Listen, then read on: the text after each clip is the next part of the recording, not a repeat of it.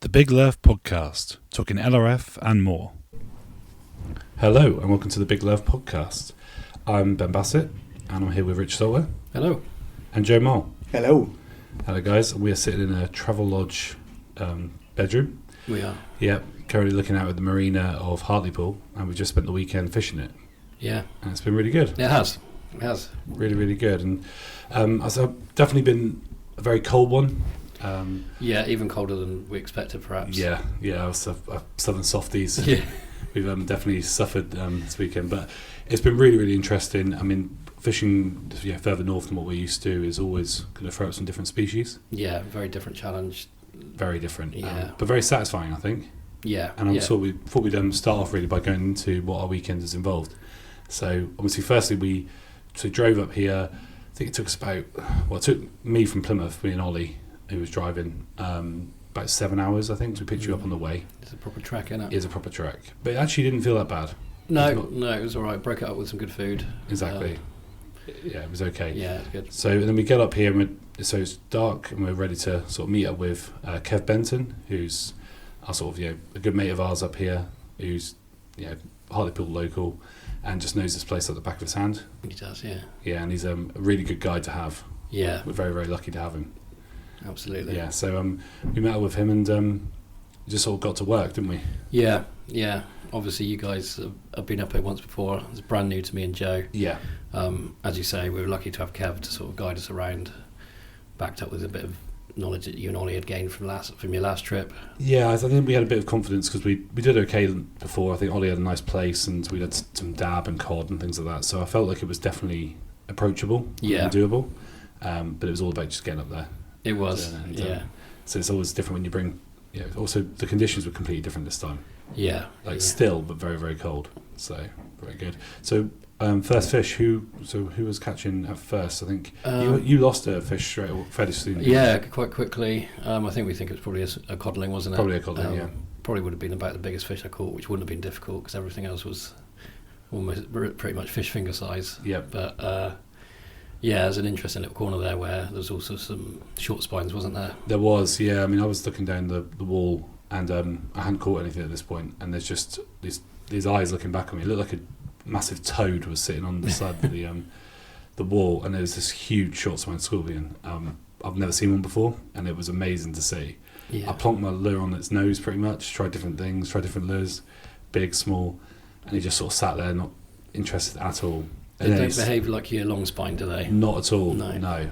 And that was really tricky. Actually, my first fish was a long spined. And they're much easier. It's actually really plentiful here. They are surprising, isn't it? Although it took me almost the entire weekend to catch one. You guys had quite a few, didn't you? Yeah, well, if you are sight fishing, they're quite easy to find, and they if you find them with your head torch and then turn it to the red setting, they pretty much will take straight away. Right on it, yeah. Yeah, they're pretty keen. Kev had a lovely one as well.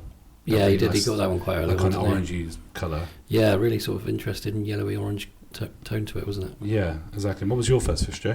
Little codling? Yeah, mine was a codling. Yeah, they were like proper tiny little codling. Yeah, yours was slightly bigger, wasn't it? Yeah.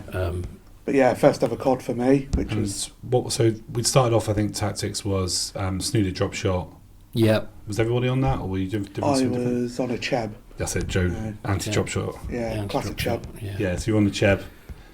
And then, so we had snooded drop shot with the moon glow.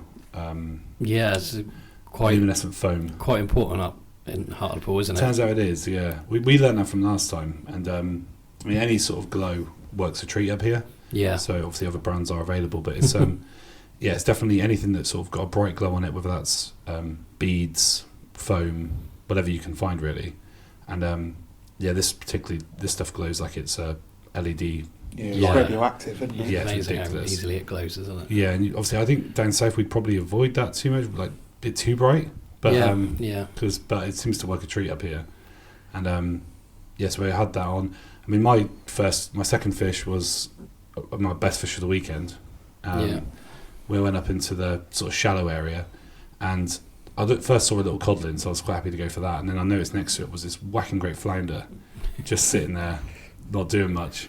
And I was like, can't resist that. I have to give that a go. Yeah. And I had two setups. I'm a snooded drop shot and also had my really light setup with Esther and a little jig head with a crab on, and I was twitching that past its nose, and it, on the second time I went past its nose, it opened its mouth and sort of half sucked it in, and then sort of spat a struck and it spat it out, which was really annoying, but it didn't move. And then so I thought I'd try again, didn't go for it, literally resting the crab on its nose, hoping to get like an instinctive sort of snap out of it, didn't go for it.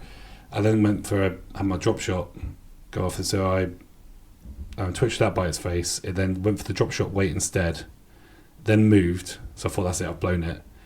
So it went underneath where I was standing, couldn't see it, then it came back out, went for it again, and it just took it first time that time. So lovely, yeah, very satisfying, really satisfying, lovely fish. The marina here has got some big flatfish in it.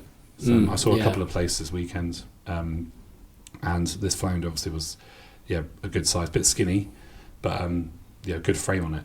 Yeah, a good fish from the marina, isn't it? Definitely, really, really pleased with that. So that sort of kept me warm throughout the rest of that night, really. But I couldn't get cod at all for the sun of it, and that theme carried on. Yes, strange. Yeah, but we carried on. I mean, obviously, I know you guys struggled with them, but I was just surprised at the amount of sticklebacks. I mean, they were everywhere, weren't they? Yeah. So this is the free spine stickleback. Free spine sticklebacks are, is it anadromous? That's how you pronounce it, I think, where they can live in both salt and fresh water. And this marina is absolutely stacked with them. Yeah. They are like the rock goby. The walls are lined with them, aren't they? Yeah. Shoals of them, wouldn't they? Just huge shoals cruising. Hundreds of them, which is amazing. I couldn't catch one though. No. Well, I think, Rich, if you want to go through your pain of it. So obviously Kev has pretty well tuned into them. Yeah. We tried a few points along the harbour, and I was pretty convinced that it was going to be one that I might miss out on because of the type of fishing that's required for them. It's proper microfishing and requires keen eyesight, Yeah, which I don't have. But luckily Kev was sort of on hand first. Well, he caught one first, pointed out the shoal to me, and then was sort of guiding like a little bit lower, left a bit, right a bit. Yep. And over time, my eyes sort of acclimatised a bit, and I could actually see these little shapes, and my bit of eye saw me pinging about as they were pecking at it. Yeah. And after quite a while, I don't know how long I was trying, probably a good half You were hour, there for a while, yeah. definitely. Eventually landed one of these little things, but it was an interesting little challenge. Yeah, they're actually a pretty highlight little of the fish. weekend, despite the frustration that. Yeah. And they're definitely different looking to the ones you get in the freshwater. They're sort of silvery. Very silvery, yeah. And they've got these sort of the way when you're looking down with the head torch, you can sort of see they've got these like red fins that stick out. Yeah. And the males in particular really stand out, don't they? Really stand out, and like when you actually catch them, they pump all their spines out. Yeah. And those are actually red spines on that as well. It's really quite interesting. They're really cool little fish. Hardened to the sea. Yeah, tough fish. And that was cool. I got one a bit later on. Ollie got one. He got one first, actually. Yeah. He was on it. He was on it. Yeah, so obviously Ollie's taking part in the Winter League, and that's the reason why he wanted to come up here. And he was mad keen on it this weekend. He was very focused as always. Yeah, I mean, as we speak right now, he's currently out trying to get a leopard spot goby, which, fair play to him. Yeah. He's been focused on that leopard spot. He has, really, really focused. And he got a codlin later on as well. Yeah. Which I think has got a long spike score. We got whiting. Yeah. Yeah, so I mean, it was all. The funny thing is about it, there was some big fish in that marina, but there's a lot of small fish. Yeah. And most of the cod and stuff you find are quite small. Yeah, I mean, they barely qualify as a fish finger, would they? They were that small. Exactly, they are small, but there's just nice ones to tick off. They are, over the moon with those. Definitely, and Ollie got a coley as well later on. Nice little bonus. Yeah, but some of the best fishing really was quite just spotting the long spines on the wall and just picking those off for me personally, which I really enjoyed. Then what else did we do later on? It's just cod, and we sort of petered out in the end, didn't it? Really. Yeah, I think the cold eventually got to us all, didn't it? Sort of, no matter how many layers you wear, eventually it gets through. It does. Because at one point I felt really quite toasty. I was like, this is quite good. This, air temperature's like -1, but it was all right. But then eventually it was just it took its toll, and that was it. Yeah, it seeps in, doesn't it? It does. Yeah. So then was the following day. So we got up, had a nice bit of breakfast. Good food up here. Yeah, greasy food. It was nice. And then we went out to Pilot Pier, which was, I mean, it was incredibly icy, wasn't it? Everything was frozen. Yeah, it was sketchy. treacherous. Yeah, and you've got to go down on these rocks, which are all like these man-made concrete blocks. Like quite angular, sort of. Yeah. There's no really like grippy surface on it. No, they are smooth. There was quite a bit of sort of green weed on them, wasn't there? Yeah. On top, with ice on top of With that. ice on top of it. Yeah, it was sketchy. It was the only way you could get down to anywhere safe was to get down to the barnacles, and that was okay. Yeah, you felt a little bit safer down there. Yeah, but it was an interesting place. There were seals moving around, there's eider ducks, there was obviously shags, cormorants and things like that. So it was a beautiful day, but the water outside the marina is just like chocolate. Yeah. Horrible. Barely inches of visibility, was there? Yeah, and it was really, that part of the morning was really tough. Yeah. Yeah, you, Rich, had a good bite, didn't you? Yeah, I had a fish on for a few seconds. Yeah. It felt reasonable, either a codling or a rockling, I'd say. Yeah. That was the closest I got to catch anything down there. Yeah. Really tricky. I didn't get anything on that pier at all. No. I mean, I was trying further out for a dab and things like that, but it was really tough going. Yeah. So me, Kevin, Ollie decided we'll go for the rock pools, and so we disappeared. And firstly, I mean, the rock pools were dead when we were first in. Like the first few rock pools we went to was like there was nothing in there Lifeless. at all. I'm thinking, oh god, even here's bad. This is not good. And then we found a bit closer to the hoof, as they call it, breakwater. There was a couple of rock pools there which were quite deep, and they had the scorps in them. Right. I picked 3 out of those in quite quick succession, which is good. Nice. And they're quite decent size actually. Yeah. For rock pool scorps, normally tiny tackers usually, isn't it? Yeah, particularly down south. Yeah. So that was quite nice. No common blennies though. But while we were doing that, I think Lucas turned up for you guys. Yeah, so we were popped joined up by over the Lucas. wall. Within 5 minutes, he was into fish. Yeah, Lucas. Lucas does what Lucas. Does. Sort of from the same spot, wasn't it? I think he had 3 scorps and a couple of codling. Yeah, he hopped on over, climbed down like it was nothing. Yeah. Like we were all like crawling down, sliding. Yeah, he just hops down, picks the first hole out, just drops his lure down. He's like, "There goes a scorp." And then I was like, "Oh, cool." Then I've carried on a couple more casts, drops in the hole. There's another scorp. And he's like, "Oh, it's a codling." "Oh, it's a scorp." And just went on like that. Just effortless, yeah. Yeah, he's very, very good. Yeah, so and it's the reason why he's top of the Winter League currently as we speak. Yeah, because he's very, very good. Yeah, and he's also good company. He stuck with us for the rest of the day. Yeah, we sort of we all came back to the pier and we were just like fed up with it. It was rubbish. So we thought let's just try the Middleton Pier, which is quite a popular spot. We found out. Yeah, it was a lot of bait anglers there. Wasn't there? We turned up and there's just rods everywhere. And some questionable skill levels by some of these bait anglers. There were some bad casts going on. A bit risky. Yeah, in places. It was. Me and Ollie have fished there before and got our dabs in really bad conditions. That the weather was like the wind was twice as severe as what we were last time. But we were fishing into quite a strong wind. Yeah. This time, but I was determined to get a fish and Ollie was really convinced that we were going to get a dab there. You were both confident, weren't you? More which so is than really Kev funny. even. Yeah, because Kev was not confident at all. He looked at it and went, "Nah, we're not going to get anything here." Yeah. And so we were fishing the opposite end to Kev. So I think Kev's always had better luck on the outside. Yeah. And we had better luck on the inside. So we, lucky enough, I started getting bites quite straightforward. Early on, didn't you? And that was much closer in than I thought it was going to be as well. So as I was pulling this is a snooty drop shot again with the moon glow, which I think is quite essential in the really murky water. It was very brown, wasn't it? Yeah. And they've got the winds coming in. We have to step it up to 10 gram drop shot weights because you just couldn't touch bottom. I mean, you were fishing with 5 gram, Joe, weren't you? Yeah, it was swinging in the breeze. Yes, yeah. So you had to do a makeshift rig, didn't you, to turn into a clicker rig? Yeah, I mean, it worked. It worked, yeah. So that was 2 Carolina, cone weights. wasn't it? Yeah, Carolina, yeah. Yeah, but 2 cone weights. Yeah, I like that. Yep.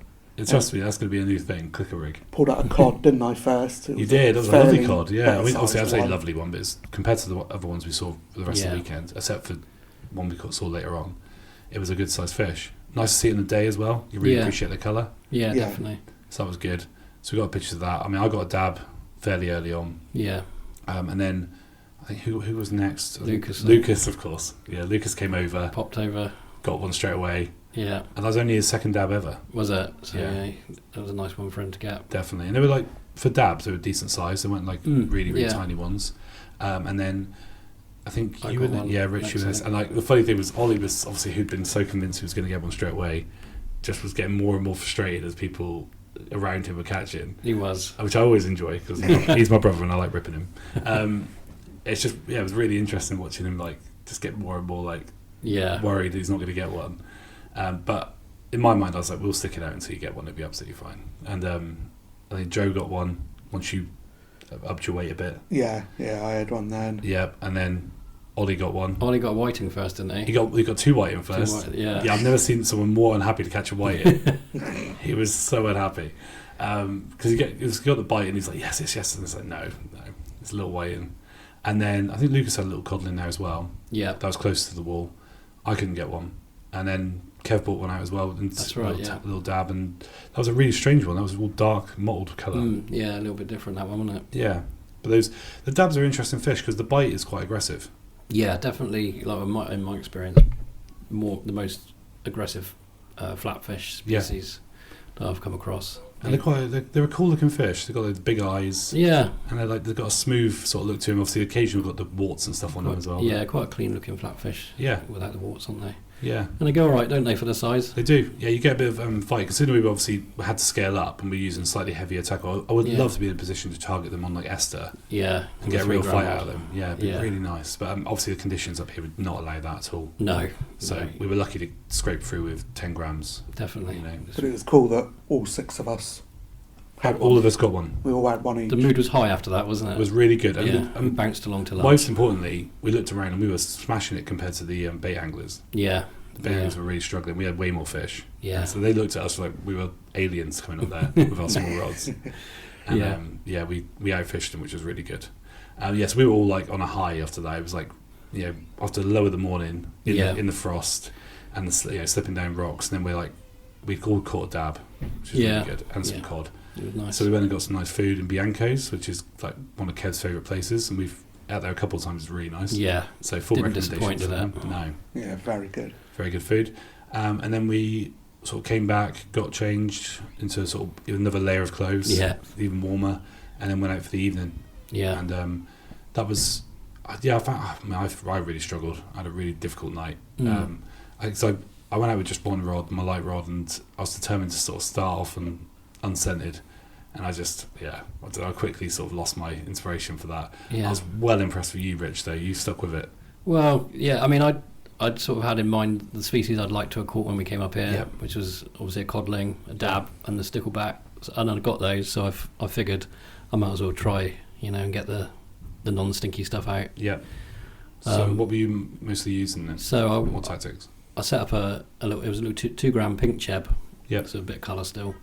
And I was using the Jackal Tide Beat. Yeah. And the sort of white glow version. So I showed you, they glow up lovely, don't they? They do, yeah. Under a bit of torchlight. Bumped that around the sort of area where we caught the codling the night before. Yeah. And had a couple of codling there, didn't I? Yeah. On the little paddle tail. Yeah, well done. That's a satisfying catch. Yeah, it was satisfying. It's nice to start off the unscented species tally for the year. Yeah. And I had a little squawk on it as well, so that was really satisfying.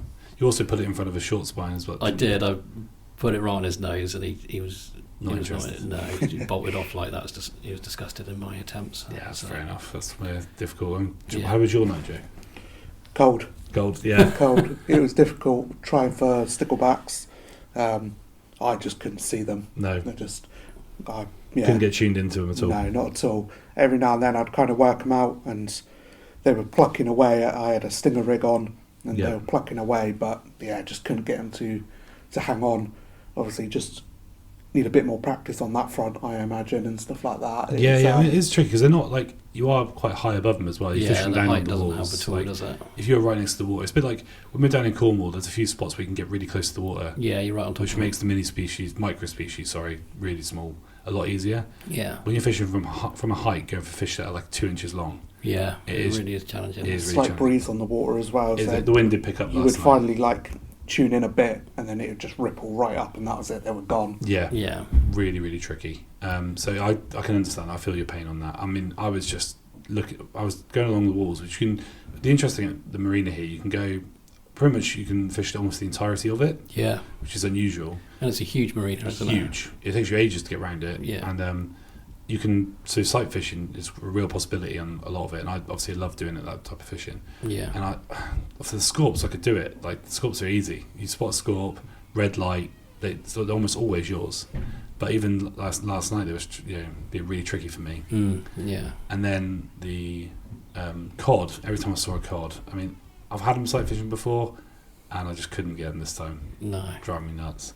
And I just didn't have the patience to drag a paddle tail around like you were, Rich. I don't know why. It was just, I think it's because it's so cold. Yeah, it does funny things to you, doesn't it, the cold? Yeah, it really was. And once you get into that sort of funk, you're just like, I've not got the patience for it. Yeah, that's it. Yeah, I mean, it's different when you've got like a sort of slightly heavier setup and you don't need to work it as much. Yeah. You can kind of just chuck it out and just reel in, and you feel like you're still fishing fairly effectively, but it's not as, you have to put so much work in. Yeah. In the cold with like Esther and a 0.3 gram jig head, which is what I was doing at one point. Yeah, I think need to focus a bit more. You're making it hard for yourself there, aren't you? I did, yeah. I made it probably far too hard for myself. Yeah. Which is fair enough. I didn't blank, had a few scorps and stuff out. And yeah, that's it, isn't it? We all did things differently over the weekend, which is we did. Sort of part of what makes it so much fun and so interesting, really. Exactly, yeah. It all paid off in one way or another. Yeah. Indeed, yeah. And I mean, it was funny watching Ollie, because Ollie was desperate to catch a leopard spot, which he's doing right now. Yeah. And he was just eyeing up these gobies, and they have got sand gobies in the harbour, not to the same levels that we have back at home. No. But he was looking at these gobies, I'm like, they are sand gobies, mate. He's like, no, I need to catch one and find out. And they were just like being so finicky, which again, not very sand goby like. No. We are up north. And it was, it was so cold. So, I mean, at one point we walked around the harbour, and the top of the harbour was freezing. Yeah, I've never seen that before. It all, doesn't it, really? This is a completely saltwater marina. There is no fresh water in it at all. And the top was freezing. Yeah. I mean, that was mental. Yeah. It was as much a physical challenge as it was sort of a mental challenge, wasn't it? It was. I mean, even Kev at that point, I think when he was bouncing his jig head off the top of the ice, I was just like, this is actually bordering on insanity. Yeah. Like, what are we doing? It's crazy. I mean, if he did say if we hadn't come up, he wouldn't have gone out. But it was a good excuse for him to get out. Yeah. So it's good. But, I mean, the best fish of the night was, of course, Lucas's. Yeah. And I was with him. Half of us missed that, didn't we? Because we went for a KFC. Yeah, that's it. Obviously, you need to warm up, which is fair play. Yeah. In a frozen cold KFC, I heard. That was so cold, wasn't it? Yeah, it was breathing out mist in the KFC. That's mental. Never known anything like Not it. paying their fuel bills, obviously. Yeah, it's just not right. Mad. So we're down by one of the sort of boats that are there. It's like almost like a museum boat in the corner of the harbour, and we'd seen a couple of like sort of better sized cod, and I'd gone for them. And one of them literally battered my lure out of the way, which I was just like, you know what, like screw you, I'm clearly not going to get one tonight. And then Lucas just proceeded to just make a mockery of everything I was doing, and just cast out, got a nice hit, went, oh, that's a nice fud. Missed it. And he cast out again, and he's like, oh, I'm in. And there's this had a really quite a long fight, and it was quite nice to watch actually in the clear water with because the marina is really clear. And watching the cod sort of twist and turn, and like in the torchlight, it looked huge. Yeah, like so obviously it was catching the light. It looked massive. It was a good sized fish. It was well over £1, probably maybe bordering on £2. Yeah, it looked like a good one. Yeah, and for an LRF fish, really good. Yeah, quality. And it was just fantastic. We got it in, and it was a massive relief, and he was over the moon, and I was really pleased to see a nice sized codling come out. Yeah. I mean, obviously by bait standards, it's not that much, but it was for LRF. Well, exactly. It was really good. Proper LRF proper fish. Sporting fish. Yeah, he'd done it he was using a cheb, and he was bouncing off the bottom. Yeah. So he just picked it up off the bottom. He thought it was a fatty at first. Yeah, you would, I guess, naturally when you hook into something a bit more substantial on the bottom, wouldn't you, in there? But it was a really, really good fish. And it was lovely to see, a half decent one come out. Which I was really happy with. So they're definitely in there. Some big ones in there. Yeah.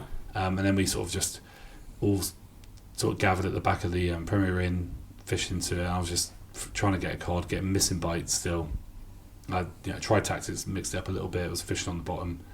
I just could not get one in. I just admitted defeat in the end. The cold just got us. I took a photo of Ben and Rich putting sugars in their coffee, so they're both bent down. And when I looked at the photo, Ben has actually got frost all on the top of his hood. The whole hood is covered in frost, which is everything speaks was freezing. volumes for you. It is crazy. Yeah, it's. I mean, the top of my bag, everything was frozen. It was just. Yeah, it's a strange experience. It really is when when the air temperature drops that low. We're so spoiled down south. We are. It's going to feel tropical when we get down there. It is. I guess that sort of like wraps up our fishing really. But I just want to sort of see what your guys' opinions were of the weekend and of fishing somewhere so different. That Joe obviously is for. Yeah, it was just an eye-opener because obviously you see these posts from Kev and Lucas and the other guys that are up north basically, and you see these fish, but you don't realise how tough the conditions are to catch those fish. So it's you a whole new level of respect for them. What they huge achieve. Respect. Every catch really is a anybody who's fishing lures up here deserves huge respect. 100%.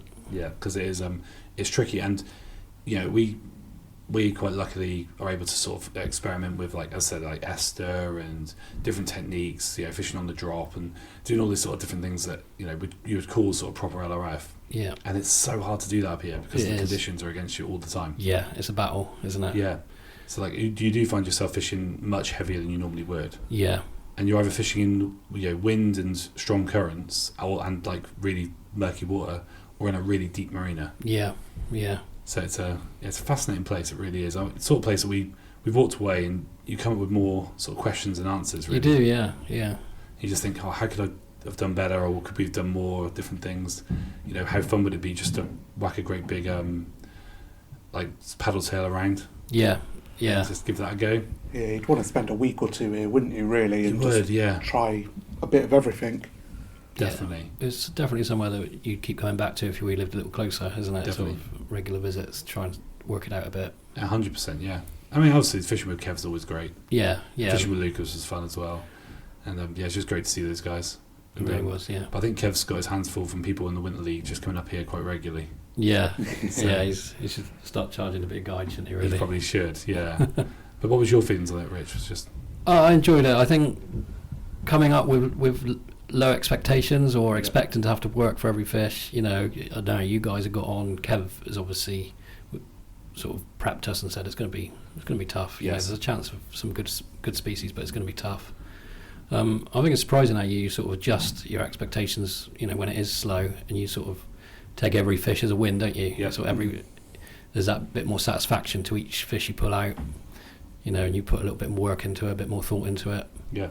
And to come away with 3 brand new species, is satisfying, isn't it? It is. And on a social level, it was brilliant, wasn't it? Really good fun. Yeah, really enjoyed it. Regardless of the fishing, it was great.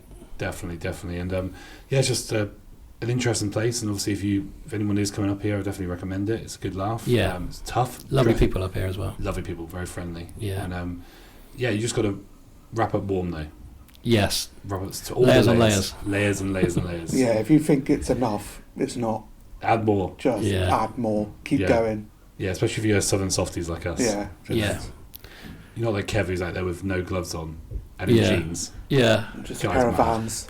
Just. Yeah. I think all he did was put on a hat on the last night, wasn't it? That's it. That's different breed. Yeah, crazy. Fair play to him though. Yeah. Well, I think that'll sort of finish up our Hartlepool trip. As I said, we're sat in a Travelodge. I mean, you've probably got a few different sounds going on as people sort of leave their rooms, I think, at the moment. But hopefully that hasn't hindered it too much. But I think in part 2, we'll just talk about the Winter League and where it is at the moment. Yep. The Big Lerf podcast, talking LRF and more. Welcome back.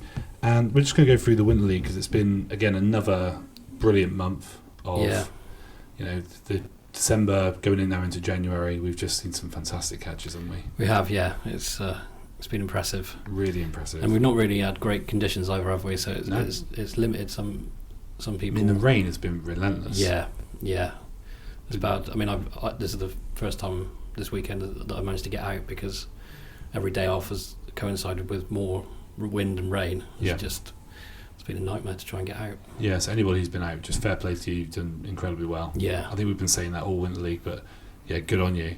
I mean, I think we'll start off with some of the highlights. I think we've just been talking about. But one thing I remembered, I don't think it really counted towards his total, but I wanted to sort of give Lee Clifton a shout out for that £23 pike. Oh, hell of a fish! So that was on an Agi rod, so that's rated to 10 grams. Yeah. I think with like a 4 centimetre shad. Yeah, so incredible catch by Lee. Yeah. That pike is just it's amazing. Hard to picture what that fight would have been like on a 10-gram rod. I just holding on. I mean, that picture of him, he's got it. He's just got that haunted look. Yeah. I think David Beale picked up on that. It's just like, you just can't believe you caught it. Yeah. I think any of us would be. I mean, that on heavy tackle is phenomenal, but yeah, exactly. On what was essentially LRF gear, I mean, fair play to him. Yeah. So well done, Lee. Amazing proper catch. battle on that. Yeah, that's my pick of sort of like the big fish anyway so far. Yeah. But yeah, so any highlights for you guys? Got to give a shout out to Will Pender's cuckoo on the metal. Yeah. We all love a cuckoo wrasse, and to catch one on a metal in January is amazing. Great stuff. Just on another level. Yeah, it is. That's just crazy. I mean, they are prone to taking metals. Obviously, I think from boats and kayaks you tend to see that, but from the shore in January, as you say, that is amazing. Yeah, brilliant. And I think his story of it, that he was trying on like drop shot and various different techniques, Texas rig and things. Yeah, couldn't pick one up, and then first cast with a metal got one. Yeah, which I mean just sums up Will really. Yeah, classic Pender. Yeah, it's a Pender move, that's for sure. That is. Yeah, and he picked up a launce as well. We've seen a few launces come in. Yeah, which is nice to see. It is. I wouldn't really associate them with being a winter fish. I always think of them as spring and early summer. Yeah, so that's good to see. I mean, I had a really good session down in Charlestown and various places all across Cornwall. You did. Yeah, good weekend, with Olly and Shane House, and we picked up the various species: pilchards, garfish, weavers. Yeah, so that was good fun. So that boosted Olly's total. So Olly's sort of picking up a few species now as well. Yeah, so he's doing all right. And obviously we got I think it was big shout out to read the quality of and the effort people were putting in. Yes, yeah. So I think the top 5, it's very realistic to expect the top 5 this year to be on 30 species plus. Yeah, which is something else really, isn't it? Yeah. For the Winter League, the slower months, where it's supposed to be a bit of a struggle. Yeah. So I mean, who we got at the top at the moment? Obviously, Andy Beresford came down and did really well. Yeah, he's not far off 30, I don't think. No. He had a top knot, didn't he? Yes, top knot. So I think sight fished as well. So I think so. He's not giving anything away, but I reckon he is. Yeah, I reckon that's what it was. That's always nice to see in the winter, isn't it? Yeah. A top knot. Yeah, like you say, got Lucas at the top on 31, is it? 31. Yeah, I think Dan's on 30 as well. 30. Yeah. Will on 30 now. Yeah. Will's on 30. Yes, I mean you can expect obviously Andy and probably Olly and people like that to sort of pick up and chase that as well. So it'd be really interesting to see what happens really at the top. Just shows that the winter lure fishing works, doesn't it? It does. Yeah. Proves. If you get people out there, there are fish to be caught. I mean, we're sort of coming to the end of the really prime saltwater. Yeah, it will start tailing off now, won't it? It will, but I've got absolute faith that the anglers who are out there at the moment, there's some really good anglers taking part. Yeah. I've got absolute faith they're going to find some fish still. They'll keep pulling them out, won't they? Indeed. And then we've got the freshwater, which tends to pick up, doesn't it, in the next couple It's worth to talk about freshwater, actually, because I said Matt Barnsley's still doing well at the top. I think he got his chub yesterday, which puts him on 17. That's fantastic. Freshwater species, amazing. Really good. Got Hayden Crocker, who I think fishes with Matt quite a lot, who's doing really well. Yeah. You've got Max Goodwin, obviously. Yeah. David Westbeal, catches some great stuff. Yeah. So it's D. Edgerton, Skateboard Dave as he called himself. Yeah. All on the fly. All on fly. And he's got 11 species? Yeah. Let's get going. Yeah, really, really good. So fair play to you all who's doing it. I mean, Joe, you're picking out, you're scrolling through the Facebook in a minute, just sort of picking some out. It's worth talking about the juniors, isn't it? I'm looking at all the juniors posts and that. So obviously I had Ruben yesterday who had he had his shore rockling after his trip to A&E. That was after getting a treble hook stuck under his thumbnail. Yeah, that was painful. Gruesome. Yeah, so I'm sure that shore rockling made up for it. He had that on a Tonego as well, he was saying. And that takes up to 10 species? Yeah, he's on double figures now. He's on double figures, that's brilliant. And then you had Tom Locke. He had his first dragonette yesterday as well. Amazing. I think he's been trying off one of them as well, hasn't he? Yeah, he seemed very happy with that one. Yeah. And then you've got Will Birch, who's just had his coalfish as well. So they've all been ticking along really nicely, haven't they? And Will's on 22 Tom species Barron now. had a bit of 22 species. 22 species. Yeah. I mean, that's amazing. I mean, it actually places him quite high in the adult. Yeah, exactly. Yeah. So, I mean, he's doing really well. And I wouldn't put it past Tom Barron. Again, he's been our champion last time. Yeah. To sort of push him all the way as well. I think he's due to go on another run, isn't he? He is, yeah. Notch up a few more species. Indeed. So we're going to see... Once he gets a new rod, that is. Of course, he snapped his rod yesterday. Yeah, seen that he snapped his rod. Yeah, so we feel for you, Tom. We've all been there. Yeah, it's not nice. Yeah, it's not nice. But yeah, it's really, really good to see these, so much inspired catches. Yeah, absolutely. Everybody. And we're obviously going to see a lot more in the future, I'm sure. So I think it's also worth talking about. We've recently been just sort of selling a bit of merch, just to sort of helps pay for our time, really. Obviously, it's a lot of effort put into, as we've said. Yeah. And people did request a bit of merch, so we've put that together. T-shirts sold well. Yeah. I think we've got 4 T-shirts left. So if anyone was looking for like a small, medium, and a couple of XLs, I think. Yeah, I think so. That's what we've got left. They're on the Ko-fi page. Yeah, they're on the Ko-fi page. That's kofi.com/Big Lerf, the Big Lerf. Yeah. So that's really good. And then we've got the pre-sale at the moment of the hoodies. They were highly requested. Yeah. So obviously with them, we're just seeing how the interest is. You can buy them, and then once we get to a certain figure, we'll then go to print. Yeah. So we're pretty close to that. I think by the end of the month, we're going to then just go, press go and go for that. So we'll give it to everyone's next payday, and then hopefully everyone can. So who wants one can get one. But a really cool looking hoodie, isn't it? It is. Yeah, it's the Big Lerf logo on the front. And Neil's design on it. Yeah, Neil's design of LRF on the back. In black or grey. Yeah, I mean, we're aware that the timing of the year is not great for everyone, is it? Just after Christmas. And the last thing we want to do, we don't want to be like money grabbing all the time. It's not something that we wanted to do. It's only purely because it's cold. Yeah. People want hoodies. Yeah. We've gone for this particular timing. So hopefully, if you want one, brilliant. If you can't afford it, you don't want one, that's absolutely fine. But we appreciate all your support so much. Absolutely. And and then obviously the hats as well. I think there's one black hat as I speak at the moment left. Yeah. All the bubbles flew out.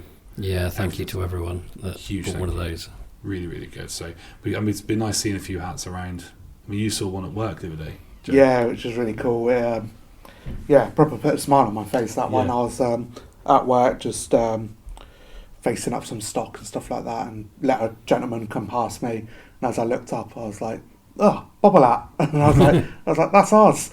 And then he introduced ourselves, and it was Steve Jackson. Fantastic. That is, it was really cool. I just remember running upstairs because my partner works at a vet's upstairs of our building, and I pointed down. I was like, "Look, that's one of our bobble hats," and it was just a cool little moment to see it in real life. Yeah, and hopefully that'll be quite a nice identifier for when you're out and about, seeing people. You'll see LRF stuff on the back or the hats, and you'll know you're among friends. Yes, absolutely. Yeah. So I think that's one that'd be a nice thing, seeing all of that. So and we're coming up as well to might as well talk about the fundraiser. Yeah. So tickets for that are going on sale at the end of the month.